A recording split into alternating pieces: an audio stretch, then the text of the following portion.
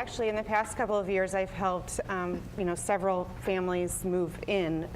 Gas prices going up and the jobs being sort of centered around our downtown and Clayton area. You see people moving in. So I think it'll be interesting to see as new builds begin again, as new construction starts, to see are people going to move back west? Will it be as robust as it was? Are these largely older folks downsizing? No. These are young families with children who are moving in for our schools. Okay, good. Mm-hmm. So everybody else, we've asked everybody else to come back in. So go at it, guys. Let me throw out this idea of these trends which we have talked about on this show, about older communities, closer communities, more connected communities.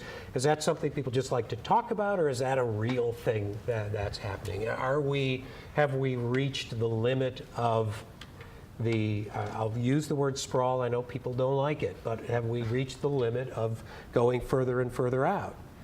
Well, I'm seeing a lot of folks that are looking to move back in the urban core. We're seeing quite a bit of that. People are looking for more walkable communities, increased levels of density. They are looking at their lifestyle in general as opposed to just the house. People don't want to drive an hour commute every day for their jobs anymore. Yeah, but they that 3-bedroom, $225,000 house with a good school district is pretty attractive. Schools are always a challenge. I think Nate nailed it. Gasoline prices. That's the answer to whether or not we're going to have sprawl. If gas is cheap, we're going to sprawl. If gas is expensive, we're not. On the other hand, you have a trend of the jobs moving out closer to where the educated people are.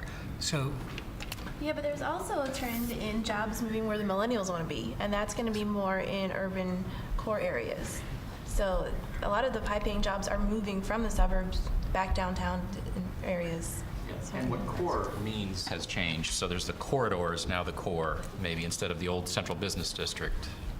so the core now includes Clayton and... Right, yeah. The US 40 corridor, I think, is the core of the region.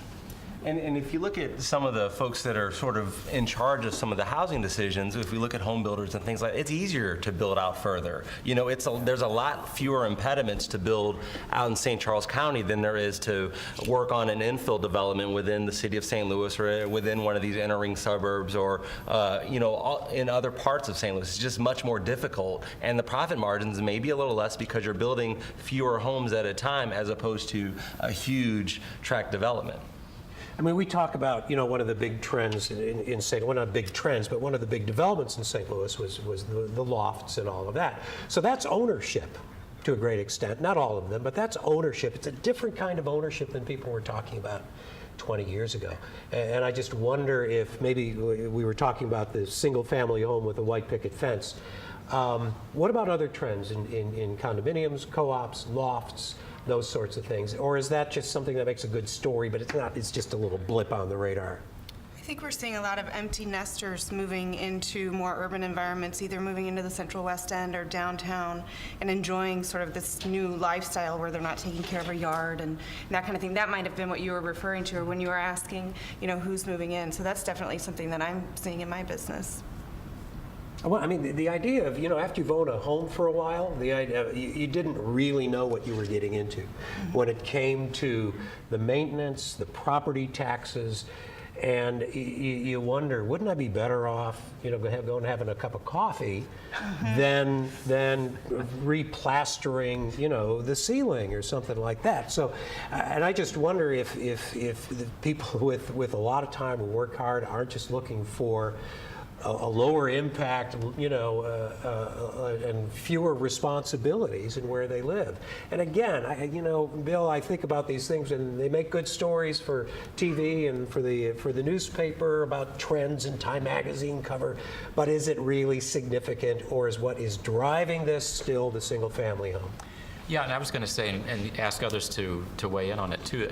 You hear these stories about really where builders want to be is at the upper end of the market, whether it's a single-family home or multifamily. They want to sell the expensive houses, and It's like selling chronic more expensive cars, right? Exactly. Yeah. Exactly. They're not going to make as much money on a more affordable house, whether it's single-family or multifamily. And I don't know if that's still the case or if there's any way to break that pattern. I mean, builders are in business to make money, and if you make more money building more expensive homes, that's where they're going to build. But if the market for those expensive homes is not there, if people decide that I do want a more urban lifestyle, I do think that the builders would respond to that. And perhaps they are. Perhaps we're seeing some of that. Bill's right in that respect. It's very difficult, especially in the urban core, to build a product under $200,000 unless there's some subsidy in it. And typically you have to be building several of them at a time or staggered in order to have the economies of scale to do that. What kinds of things, you mentioned subsidies, what kinds of things or programs are needed to drive this and meet the needs, not just to the people who want to move up to a bigger and bigger house, but the needs of people who need to get into a house and would like to have it? Are the programs there? Do we need more? And we're excited in our work at Beyond Housing, finally the City of St. Louis has offered down payment assistance, and they haven't previously till 2009 was the last time they did. And that's really bringing a lot of folks to table. Really, I've heard you have city funds, and city funds are available. And those kinds of things, really do help, especially as we talked about the millennials wanting to move back in a little bit in single-family homes. And we hope that it continues because our market's really our phone's ringing for city purchases. Yeah, let me go back for a minute for this first-time home buyer. What kind of a down payment do you need? And again, in previous generations, people saved lots of money, or they borrowed from their parents, and a lot of those parents are like me, and I'm saying, I don't have it, right? Yeah. I don't have it. What kind of down payment, what do you need going into a house? What do you need in the bank? What do I need to put on the table to get that house? Well, for an FHA loan, 3.5% for your down payment. You can get a conventional loan with 5% down. So we don't see 100% financing products out there on the market anymore, but it's still just 3.5% to 5% to get into a home.